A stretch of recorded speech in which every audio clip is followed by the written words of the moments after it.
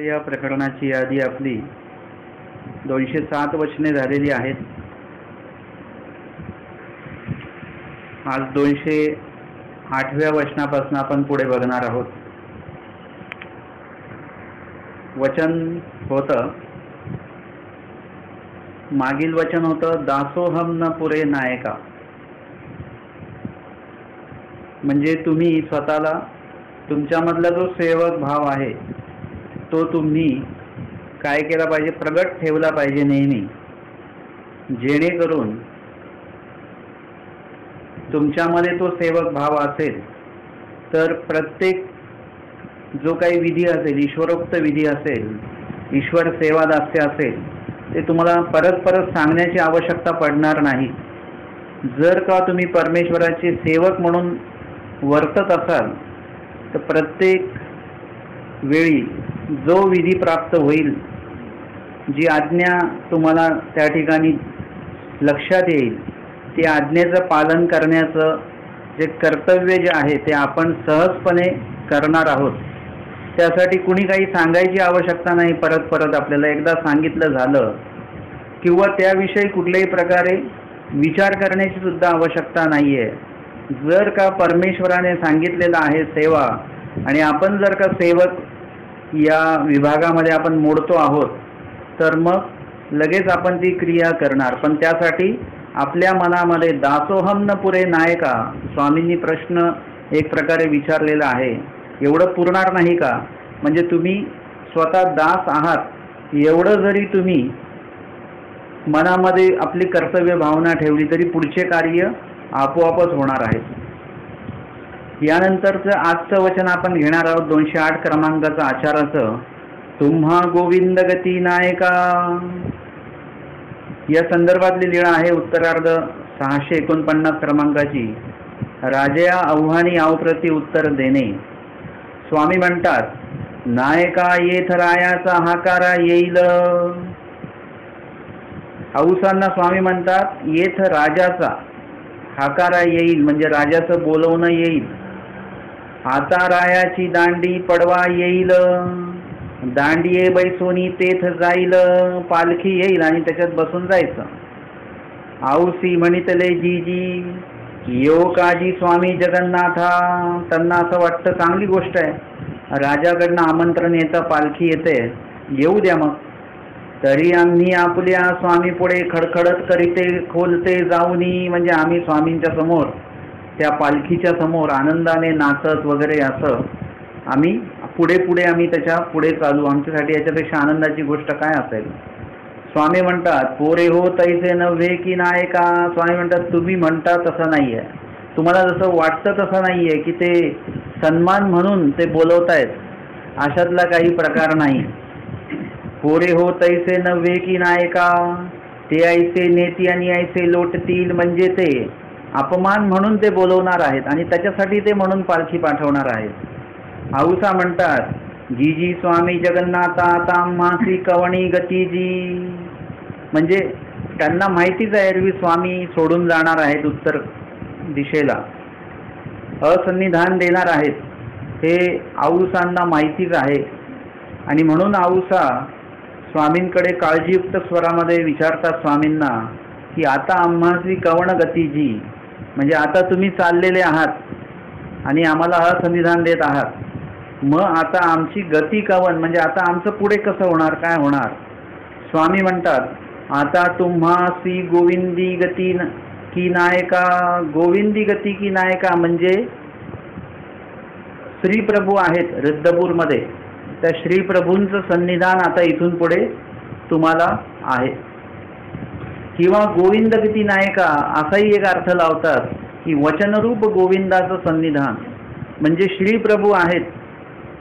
श्रीप्रभू तर आहेतच विद्यमान अवतार, परंतु आता श्रीप्रभू सुद्धा कधी ना कधी गमन करणार आहेत। मग काय, मग पुढच्या जीवांना कोण अवतार, त्याच्या पुढच्या जीवांना कोण अवतार, प्रत्येक हे आहे।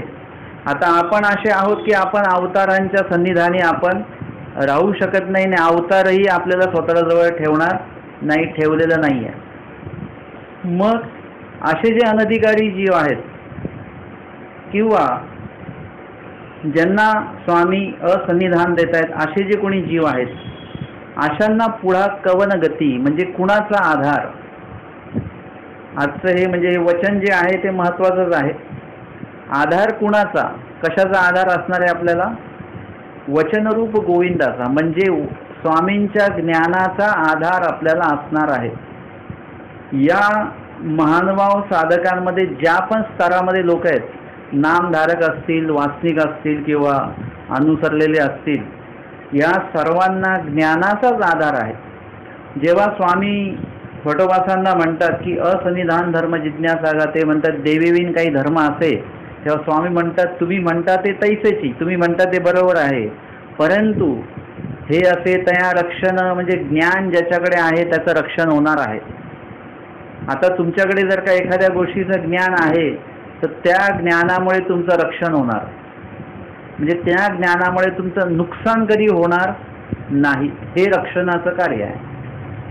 जर का तुम्हाला माहिती आहे याला हे किती लागणार आहे, ही वस्तू बनवायची आहे तर त्याला किती प्रमाण लागणार आहे, ते प्रमाणाचं ज्ञान तुम्हाला असेल तर तुमची वस्तू त्याच्यात जास्त प्रमाणात टाकल्या जाणार नाही किंवा कमी प्रमाणात टाकून ती वस्तू बिघडणार नाही. म्हणजे हे असे तया रक्षण.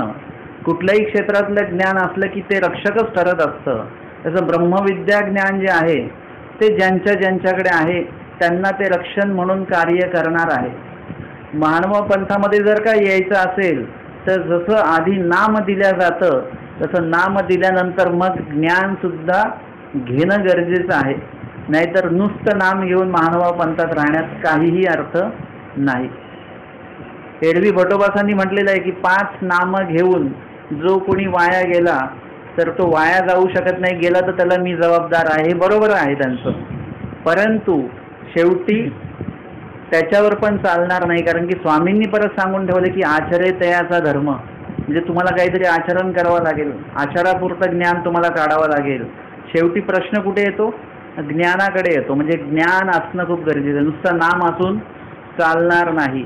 आणि म्हणून ज्यांना ज्यांना ज्ञान नाही आहे ते का नाही आहे? कारण की त्यांनी वचनाचं सन्निधान त्यांनी स्वीकारलेलं नाही आहे.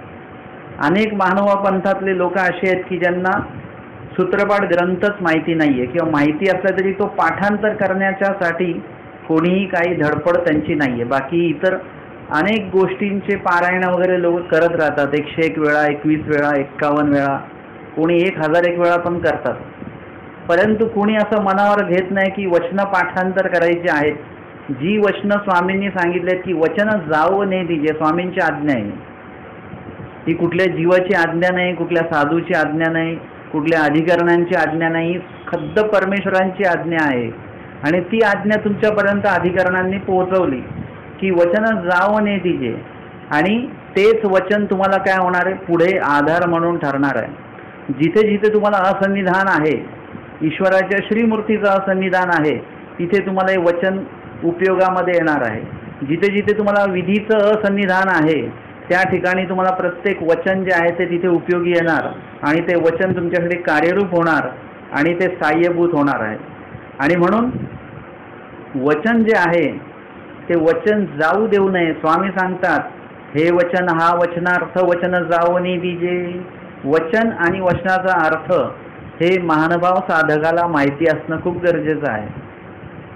आणि जरी का तुम्हाला अर्थ लक्षात राहत नसेल तरी स्वामी सांगतात वचन जाऊ नये दिजे, म्हणजे कमीत कमी वचन तरी जाऊ देऊ नका.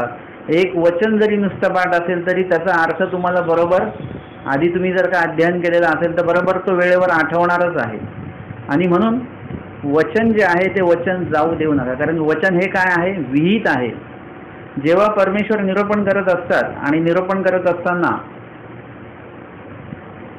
जीवाला काहीतरी द्यायचं आहे, काहीतरी मुख्य वैशिष्ट्यपूर्ण असं काहीतरी सांगायचं आहे, त्या जीवाला आज्ञा द्यायची आहे, विहित करायचं आहे, त्यावेळेस स्वामींच्या मुखातनं वचन जे आहे त्या वचनाचं निरूपण होत असतं. ज्या ज्या वेळेस तुम्ही लीळाचरित्र वाचलं तर त्या वेळेस प्रत्येक वेळी साधाईचा आऊसा म्हणाल्या की दास्यही नागदेवाला आणि सेवा पण नागदेवांना. सगळं त्यांनाच, मग आम्हाला काय? तेव्हा स्वामी म्हणतात दासोहम न पुरे नायका. तुम्ही स्वतः दास म्हणून त्या भूमिकेमध्ये राहा. तुम्हाला आम्हाला वेगळी सेवा द्यायची गरज पडणार नाही. मी स्वामींचं म्हणितलेले करेन अशा भूमिकेत जर का आपण तुम्ही राहिलो तर स्वामींनी काय म्हटलेलं आहे हे पण आपण शोधून काढू आणि आपल्याला काय करायचं आहे ते पण आपण बरोबर ते करणार आहोत. त्याच्यासाठी देवाने परत येऊन सांगायची गरज नाही. आता देव सांगून निघून गेलेले आहेत. त्यांचे कोणी जे साधक आहेत ते सुद्धा तुम्हाला सांगून निघून गेलेले आहेत. आता परत काही इथे कोणी सांगायला येणार नाहीये. तर आपल्याला काय करायचं आहे की त्या भूमिकेमध्ये आपल्याला राहायचं आहे आणि ते जे काही वचन असेल म्हणजे परमेश्वराला जेव्हा जेव्हा प्रवृत्ती होते जीवाला काहीतरी विहित करायचं आहे तेव्हा परमेश्वर बरोबर ते वचन त्या जीवापर्यंत पोहोचवतात आणि त्या जीवाच्या माध्यमातनं अनेकांपर्यंत ते वचन पोहोचत असतं. फक्त आपल्यापर्यंत पोहोचतं, ज्यांना सांगितलं त्यांच्यापर्यंत पोहोचतं असं नाही. तर ते पुढे परंपरेने अनेक ठिकाणी म्हणजे लिखित स्वरूपामध्ये असेल, निरूपण स्वरूपामध्ये ते असेल तर ते समोरच्या पिढीपर्यंत 800 वर्षापर्यंत ही जी काही देवाणघेवाण ही ज्ञानाची चालू राहत आलेली आहे. आणि आज सुद्धा आम्हाला हे वचन वाचायला मिळतं कारण की स्वामींनी सांगितलं वचन जाओ ने दिजे आणि तुम्हा गोविंद गती नायका. म्हणजे हे वचन आम्हाला या ठिकाणी काय झालं उपयोगामध्ये आलेलं आहे. तर या ठिकाणी वचन जे आहे ते वचन जेव्हा स्वामींची प्रवृत्ती आहे त्यावेळेस ते निरूपण केलं जातं. जसं आमचे भटोबास जे आहेत नेवाशाला गेले त्यांनी स्वामींना निरूपणाची प्रवृत्ती त्यावेळेस झालेली आहे. किंवा ज्या वेळेस स्वामींना प्रवृत्ती व्हायची त्यावेळेस स्वामी स्वतः विषय काढायचे. स्वामींना संहार निरूपण करण्याची प्रवृत्ती झाली. स्वामींनी परसनायकांना स्थिती दिली आणि ते निरूपण केले, संहार प्रकरण निरूपण केलं. कधी कधी प्रसंगोचित स्वामी निरूपण करायचे, कधी कधी निरूपणाच्या अनुरूप प्रसंग निर्माण करायचे आणि तो जो काही ती जी काही प्रवृत्ती आहे त्या प्रवृत्तीच्या अनुसार परमेश्वराची प्रवृत्ती आहे ती त्यानुसार परमेश्वर काय करायचे ते विषय ते वचन आणि ते तत्व ते सिद्धांत त्यावेळेस निरूपण करायचे. माईंभट्ट प्रथम भेटीच्या वेळीस आले, समोर उभे राहिले. आता बोलणं बंद आहे, त्यांचं बोलत नाही आहेत. स्वामींनी काय केलं स्वतः प्रश्न उपस्थित केला. स्वामींना कुठे न्यायचं आहे? त्यांना पूर्वीकडे न्यायचं आहे. पूर्वी हे प्रकरण त्यांना सांगायचं आहे. परंतु स्वामींनी सुरुवात कुठून केली? अत्यंतिक संस्कृती छेद हो यायची काही प्रतीती आत मुंची जेना हे सांगण्यासाठी स्वामींनी हा प्रश्न केला. आणि कशापासून मुंचन होतंय हे सांगण्यासाठी म्हणून स्वामींनी स्वतःच प्रश्न निर्माण केला की या जन्ममृत्यूपासून सुटण्यासाठी काय उपाय आहे किंवा नाही तुमच्याकडे. आणि त्यावर चर्चा झाली. म्हणजे स्वामींनी तो प्रसंग उपस्थित केला, तो प्रश्न उपस्थित केला आणि त्यावर स्वामींना पूर्वी सांगायचं आहे, पूर्वी हे वचन निरूपण करायचं आहे, पुढे पंचकृष्ण निरूपण करायचं आहे. आणि म्हणून स्वामींनी काय केलेलं आहे पूर्ण ते घडवून आणलेलं आहे.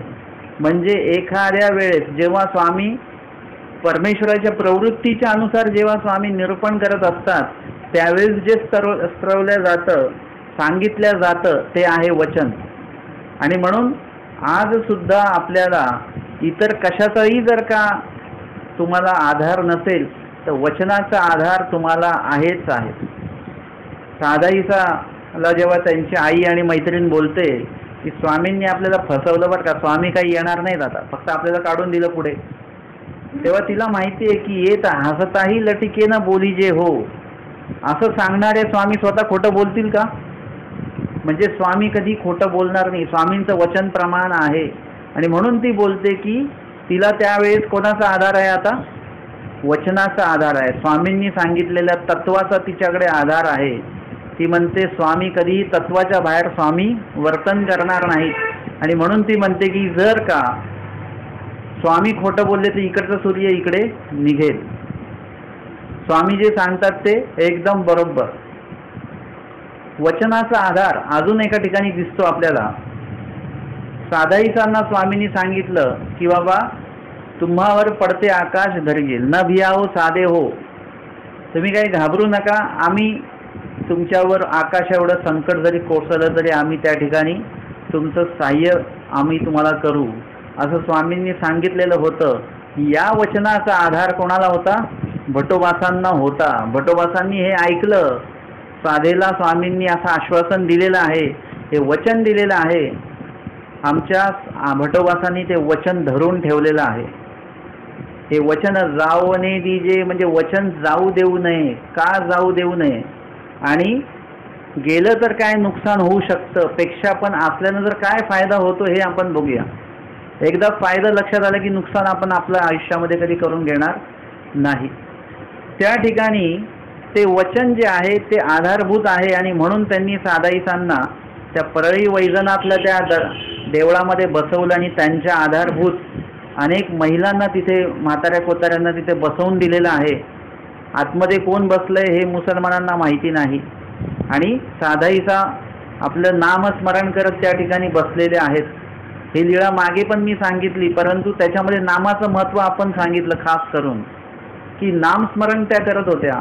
परंतु आत्ताच्या या लीळेच्या अनुरूप आपल्याला हे पण लक्षात येते, या वचनाच्या अनुरूप, की आपल्याला हे लक्षात येते की स्वामींनी वचन सुद्धा दिलेलं, म्हणजे वचन आधार आहे.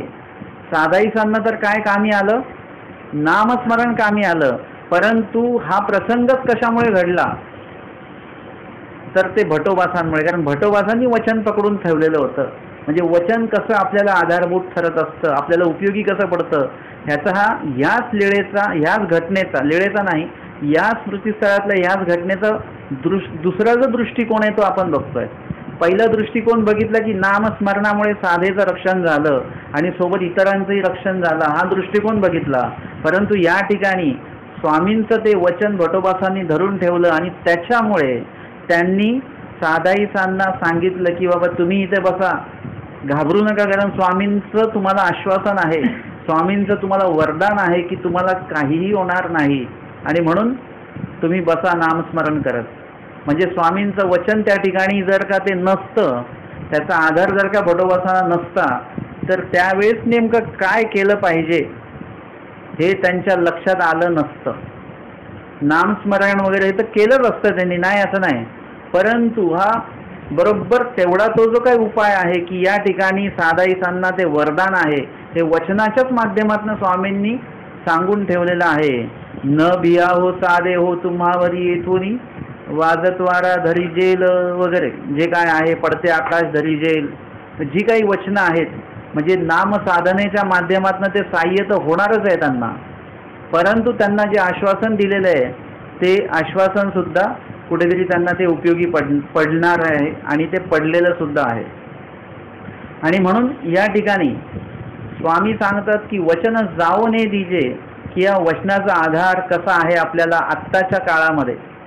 जर का तुम्ही कुठल्याही संकटामध्ये असाल किंवा कुठल्याही याच्यामध्ये तुम्ही कुठलं असा काही पेच प्रसंग तुमच्यावर आला, तर तुम्हाला काय झालं पाहिजे, त्या ठिकाणी बरोबर एखादं वचन तुम्हाला आठवलं गेलं पाहिजे. तुम्ही म्हणाल असं कसं काय आठवेल, तर याच्यासाठीच तुम्हाला काय करायला, वचन आणि वचनार्थ हे मुखस्थ करावे लागतील.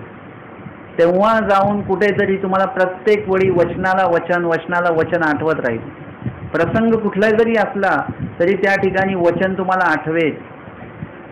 जेव्हा केव्हा स्वामी बीजे केल्यानंतर एक जण 32 लक्षणी असे आले स्वामींसारखे दिसणारे, आणि मग भटोबासांपर्यंत निरोप आला की बाबा असे असे स्वामींसारखे दिसणारे एक जण आलेले, तुम्ही या.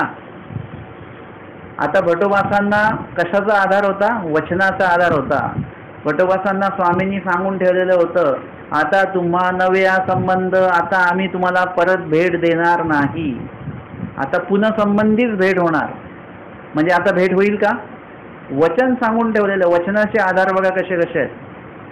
मी पण हा विषय पहिल्यांदाच हाताळतोय, मला पण एक एक मुद्दे असे नव्यानेच आठवत आहेत की या ठिकाणी सुद्धा त्यांना वचनाचा आधार होता, की त्यांना माहिती होतं की स्वामींनी वचन सांगितलेलं आहे, आता परत भेट नाही, पुन्हा संबंधीच भेट. मग त्यांनी माईंभट्टांना निरोप पाठवला, आम्ही तर काही येणार नाही, परंतु तुम्ही काय करा, प्रथम भेटीमध्ये तुम्हाला जो स्वामींनी प्रश्न विचारलेला होता तो तुम्ही त्यांना विचारा, आणि तेच जर का चर्चा घडली तर मग ते स्वामीच आहेत. बघा, तपासून बघा. भटोबासांना तर पक्का माहिती आहे ते स्वामी नाही आहेत, परंतु तरीही तुम्ही तुमचं तपासून प्रत्येकाने आपापली खात्री करून घ्या. कारण हा प्रसिद्धी पंथ आहे, प्रत्येकाचा अनुभव वेगळा असणार आहे. कुणाला कुठलं तरी कवच वाचल्याने एखाद्याचं काम होतं, काही लोकांना त्याच्याने होत नाही, काही लोकांना नामस्मरणाने त्यांचं कार्य होणार आहे. बरोबर आहे. काही लोकांना श्रीमुखीचे विधी केल्याने समाधान प्राप्त होणार आहे, काही लोकांना जीवनिर्मित विधी केल्याने समाधान प्राप्त होणार आहे.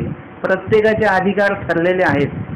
काही लोकांना यथार्थ ज्ञान सांगितल्यानंतर बरं वाटतं, ऐकल्यानंतर बरं वाटतं, वाचल्यानंतर बरं वाटतं यथार्थ.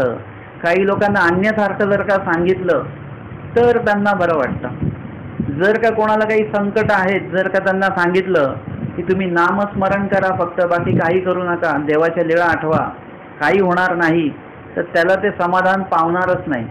पण एखाद्याला वाटेल बरोबर आहे, हे सांगतात ते बरोबर आहे, की स्वामींनी सांगितलेलं आहे त्याच्या अनुसार नाम लीळा मूर्ती चेष्टा ऐसाही विघ्न आल्या येथीचे नाम घेईजे, हे स्वामींचं वचन आहे. जो जाणकार व्यक्ती आहे तो यथार्थ ज्ञान ऐकल्यानंतर त्याला बरंच वाटणार. परंतु जो अन्यथार्थ व्यक्ती आहे, ज्याला ज्ञानाचा पत्ता नाही आहे, किंवा जो अन्यथा ज्ञानाच्या मागे लागलेला जो व्यक्ती आहे, त्याला हे नुसती नामसाधना सांगितल्यानंतर त्याला ते पटणारच नाही. त्याला असं वाटतं त्याच्यासोबत अजून काहीतरी सांगावं, अजून काहीतरी सांगावं. मग जर का त्याला सांगितलं 108 फुलं वाहा, 11 पानं व्हा, 11 सुपाऱ्या व्हा, 11 लवंग व्हा, मग त्याला बरं वाटतं. अन्यथा विधी त्याच्यात ऐकले की बरं वाटतं. त्याला जर का सांगितलं की शांत्या करून घ्या, तुम्हाला अमकं काय काय आहे ते करून घ्या, किंवा कोणाला सांगितलं की बाई आमका विधी करा, तुम्ही काय करा, तुम्हाला संकट आहे का, मग तुम्ही आमका आमका विधी करा, म्हणजे अशा पद्धतीची अन्यथा विधी सांगितल्यानंतर मग त्याला ते पटत असतं. म्हणजे काही लोकांना यथार्थ विधी सांगितल्याने पटतं, काही लोकांना अन्यथा विधी सांगितल्याने पटतं. आता सध्या साधारणतः जो एक वातावरण चालू आहे, काही लोक असेही भेटले की त्यांना मी सांगितलं की नामस्मरण करा, ते मला बोलले की तुम्ही जो विधी सांगितला तो खूप यथार्थ विधी आहे, कारण की तो विधी तुम्ही सांगितला नाही, तो स्वामींनी सांगितलेला आहे. म्हणून काही लोक सुखावले, म्हणजे त्यांना बरं वाटलं. काही लोकांना सांगितलं नामस्मरण करा, बाकीचे कामं करू नका, तर त्यांना असं वाटलं की अरे हे तर पंथाची बदनामी करता येते.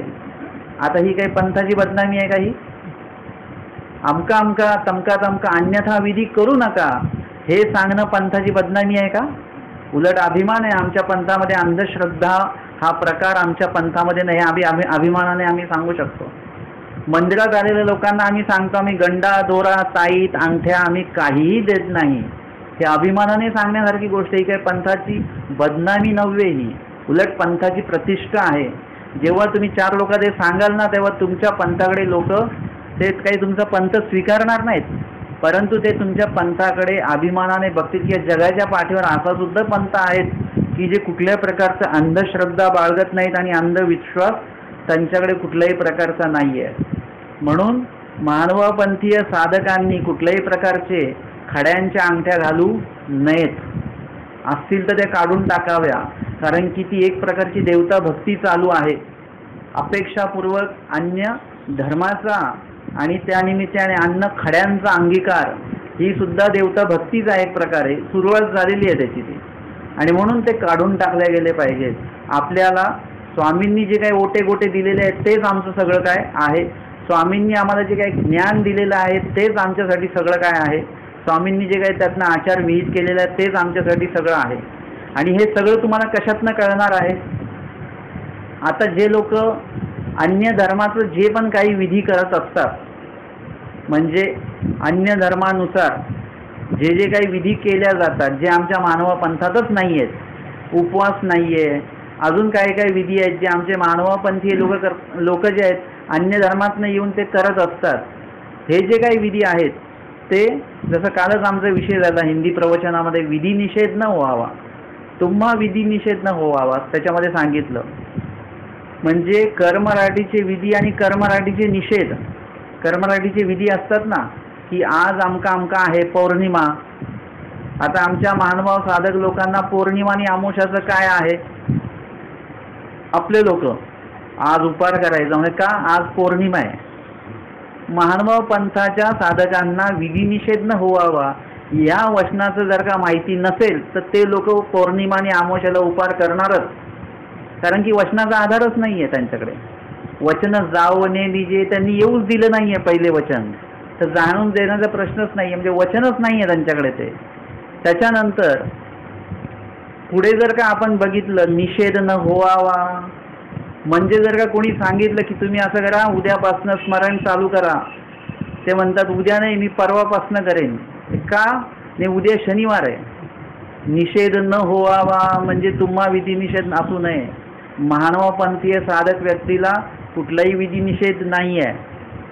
पुढे म्हटलं की बाबा चला आता 1 वाजता काहीतरी वाचन करू, आपण नाही आता तामस काळ चालू आहे, विधिनिषेध न व्हावा. तुम्हाला कसलाही विधिनिषेध नाही आहे. तुम्ही 24 तास कधीही, तुम्हाला रात्री 2ला जरी झोप नाही येते, जाग आली आणि त्यावेळी सुद्धा तुम्ही स्मरण करू शकता. असं नाही की 3 पासूनच केलं पाहिजे. पुढे जेव्हा जागेल तेव्हा तुम्ही स्मरण करू शकता. जेव्हा तुम्हाला काही वाटलं त्यावेळेस तुम्ही निरूपण ऐकू शकता. परमेश्वराच्या वचनाचं ते साह्य आहे, म्हणजे तुम्ही कुठेही परमेश्वराला आठवू शकता, कधीही परमेश्वराला आठवू शकता. तुम्हाला कुठल्याही प्रकारचा विधी आणि निषेध कर्मराटीच्या लोकांसारखा नाही आहे.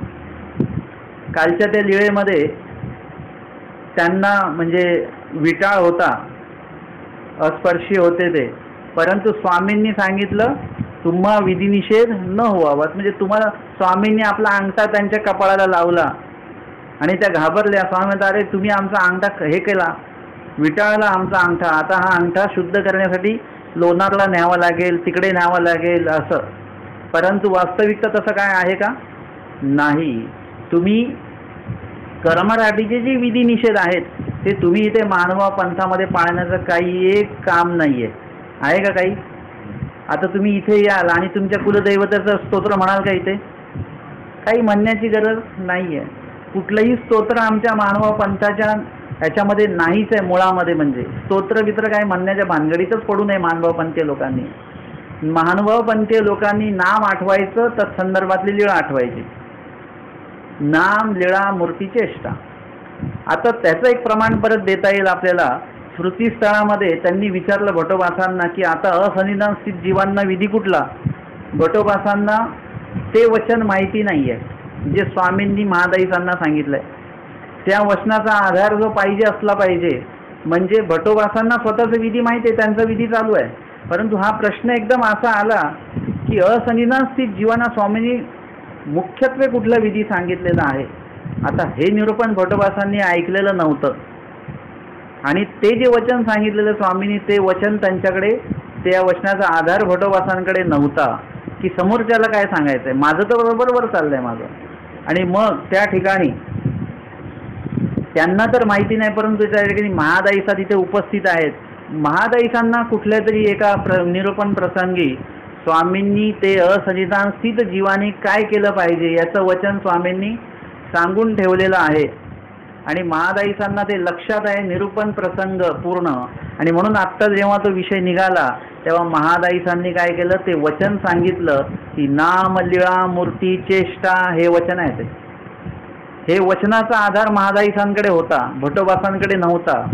भटोबासांकडे कसा नव्हता आणि मी जे पुन्हा पुन्हा म्हणतोय ते भटोबासांच्याच वाक्यातनं आपल्याला नंतर लक्षात येईल. आणि महादाईसांनी सांगितलं, भटोबासांना खूप बरं वाटलं.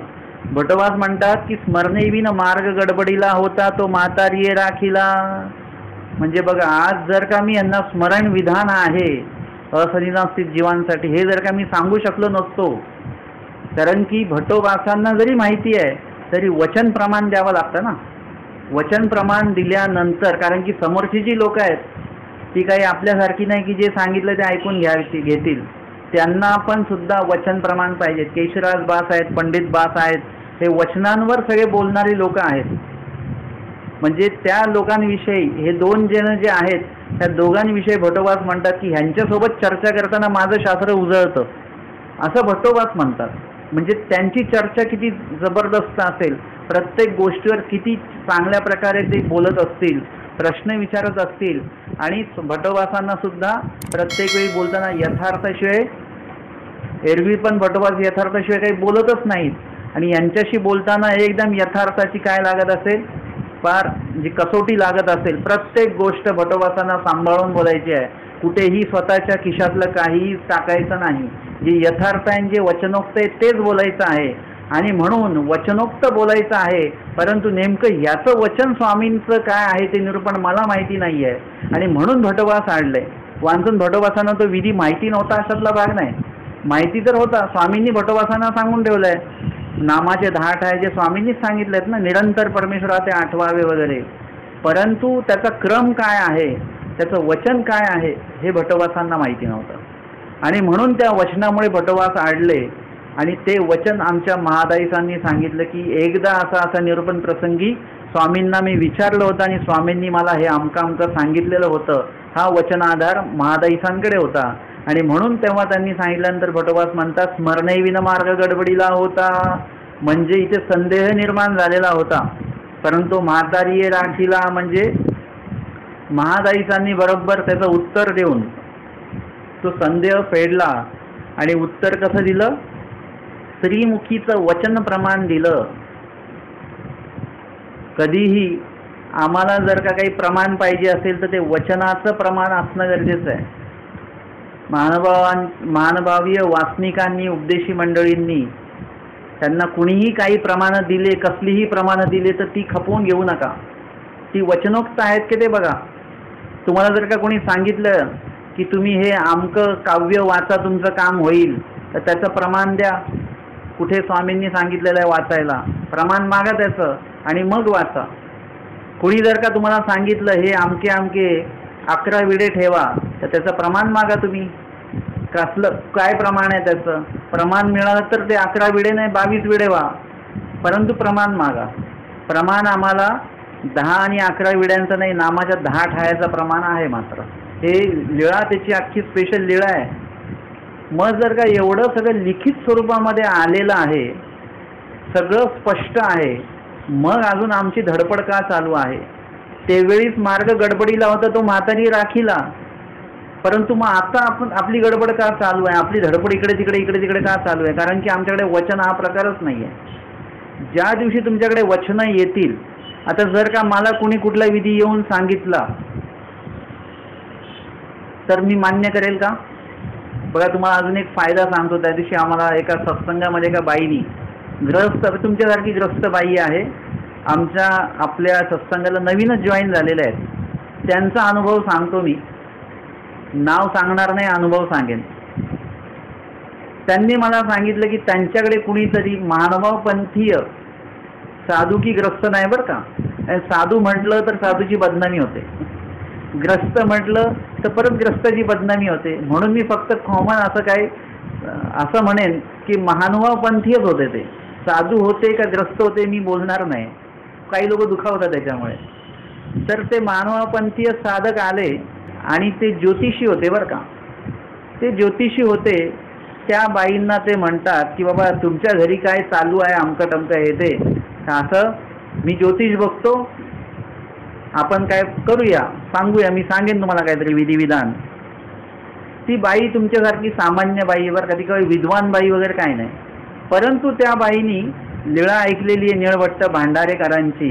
की निळभट्ट भांडारेकरांनी भविष्य सांगितलं की शाळा पडणार आहे आणि त्याच्यामुळे त्यांना मानमान्यता कीर्ती मिळाली आणि स्वामी त्यांच्यावर उदास झाले. आणि स्वामी त्यांना म्हणतात की जर का तुम्ही असं सांगत बसाल हे मानमान्यता कीर्ती मिळेल, आणि जर का असंच पाहिजे असेल तर हे सगळं मिळेल, पण आम्ही भेटणार नाही.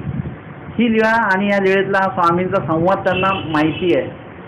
आणि म्हणून त्यांनी त्या व्यक्तीला सांगितलं की बाबा आम्हाला काही ते बघायचं नाही भविष्य ज्योतिष. त्यामुळे काय झालं, बघितलं तर काय हरकत आहे, ज्योतिषशास्त्र आहे, खरं आहे. ती म्हणे खोटं आहे असं माझं म्हणणं नाही, परंतु मला बघायचं नाही आहे. माझं जे चाललंय ते चाललंय. माझं काय व्हायचं आहे तेव्हा ते होणार आहे. ते म्हणाले ब्रह्मविद्याशास्त्र आहे तसं ज्योतिषशास्त्र पण आहे. म्हणजे बघा कुठे आलं हे, ब्रह्मविद्या आणि ज्योतिषशास्त्राची कुठे एक बरोबरी करता येणार आहे का. परंतु अन्यथा असेल तिथे आपण काही करू शकतो. देवतेला परमेश्वर म्हणू शकतो, परमेश्वराला देवता म्हणू शकतो. देवतेकडे कामं होतात पण देवाकडे कामं होत नाही असंही म्हणू शकतो आपण. अन्यथा लोकांच्या डोक्यात घुसलं की असं असतं. परंतु म्हणजे त्या बाई सांगत होत्या, मला त्यांच्यातलं ते जे काही निश्चयात्मकता मला आवडली, परंतु ती निश्चयात्मकता का होती, कशामुळे होती? त्यांनी दुसरं कोणी असतं तर त्यांनी लगेच ज्योतिष बघून घेतलं असतं की हो बाबा सांगा बरं आमचं कसं काय ते. त्यांनी का नाही बघितलं? त्यांच्याकडे लीळा प्रमाण आहे, वचन प्रमाण आहे, स्वामींचं वचनच आहे एक प्रकारचं. ते मिळेल पण आम्ही भेटणार नाही, हे एक प्रकारचं वचनच आहे, नकारात्मक वचन आहे हे. म्हणजे त्याचं सकारात्मक जर का हे केलं की ते सोडलं तर आम्ही भेटू, असं ते वचन आहे. जे काय स्पष्टपणे इकडे आलेलं नसेल तरी पण ते वचनच आहे स्वामींचं, ती लीळा आहे. जर का तुमचं एक लीळा किंवा तुमचं एक वचन जरी तुमचं पाठ असेल तर त्याच्यामुळे तुमचं स्वामींनी जे सांगितलं हे असे तया रक्षण, म्हणजे काय, एक लीळा पाठ असेल तर तुमचं विकल्पापासून तुमचं रक्षण होत आहे. एक वचन पाठ असेल तर तुम्ही विकल्पाला शरण जाण्यापासून तुम्ही वाचताय. एक सामान्य गृहस्थाची एक लीळा पाठ आहे, बाकीचा कुठलाही अभ्यास नाही. एक लीळा त्यांना उपयोगात आली आणि त्यांचा जो विकल्प दोष होणार असेल, ज्योतिषशास्त्रानुसार जे काही त्यांचं ते पुढे बघणार असतील त्याच्यापासून ते वाचले आणि सर्वस्वी त्यांनी सांगितलं माझा सगळा विश्वास देवावर आहे, देव जे करतील ते पूर्व दिशा, चांगलं तर चांगलं, वाईट तर वाईट, मला देवाकडे कुठली तक्रार नाही आहे. ही निश्चयात्मकता कशामुळे आलेली आहे? त्या वचनामुळे आलेली आहे, त्या लीळेमुळे आलेली आहे.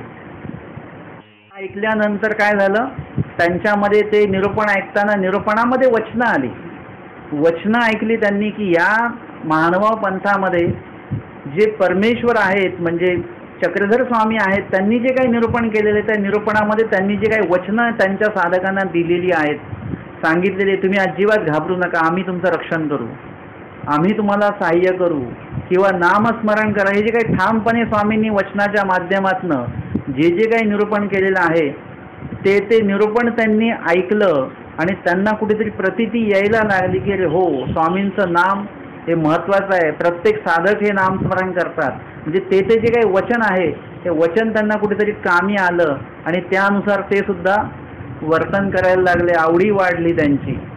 म्हणजे परमेश्वराचं जे काही ज्ञान आहे, वचनरूपी जे ज्ञान आहे तेच आत्ता आम्हाला आधारभूत आहे. याच्या व्यतिरिक्त जर का तुम्ही कसला आधार मानत असाल तर मग तुम्हाला कशाचाही आधार आत्ता नाही आहे.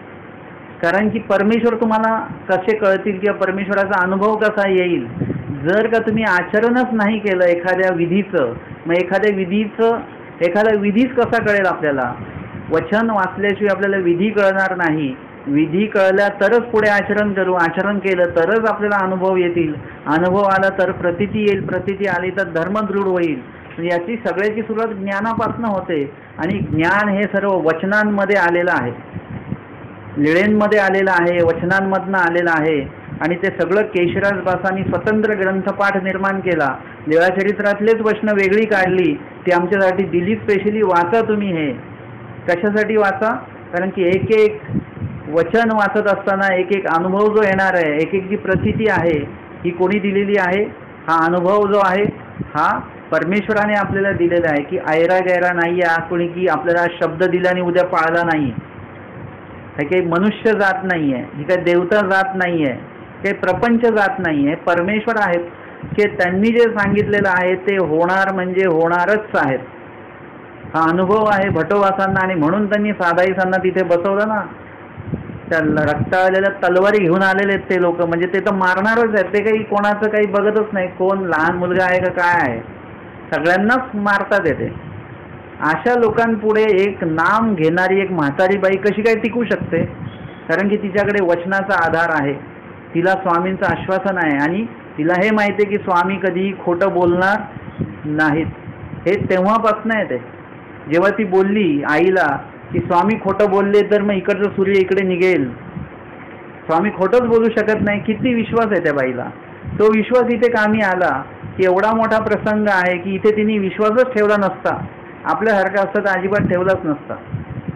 आपल्याला कोणी सांगितलं की देवाचं वचन आहे तुम्ही घाबरू नका, नामस्मरण करत राहा, तुम्हाला काही होणार नाही, तरी पण आपला विश्वास तसा राहणार नाही जसा साधाईसांचा होता.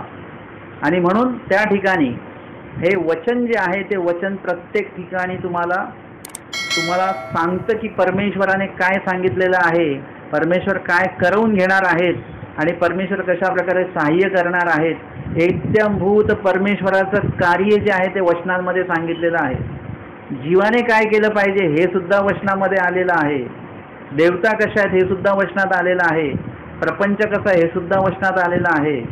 हे सगळं त्याच्यामध्ये आलं. हे जेव्हा तुम्ही ज्ञान घ्याल तेव्हा हे वचन तुम्हाला आधार म्हणून ठरणार आहे. तुम्हाला जर का कोणी प्रपंचाकडे ओढायला केलं की तुम्ही प्रपंचामध्ये या, तेव्हा लगेच तुम्हाला वचन तुम्हाला आधारभूत आहे. तिथे वचन तुम्हाला काय सांगेल? दुःखरूपता, पापमूळता, अनित्यता या 3 गोष्टी संसारामध्ये आहेत. हे सांगणारं कोण आहे? आता स्वामींनी वचनातनं ते सांगून ठेवलेलं आहे आणि म्हणून वचनाचा आधार आहे.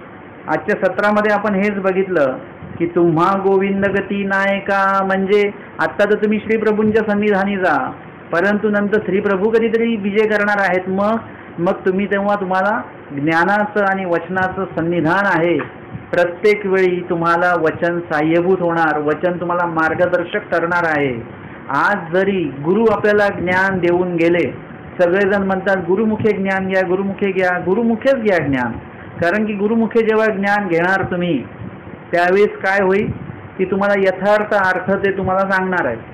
परंतु गुरु एकदा यथार्थ अर्थ सांगितलं की ते त्यांच्या आचरणासाठी ते निघून जाणार आहेत किंवा त्यांच्यापासून आपण अटन विजन वगैरे नित्य किंवा निमित्त विधी करण्यासाठी आपण दूर येणार आहोत.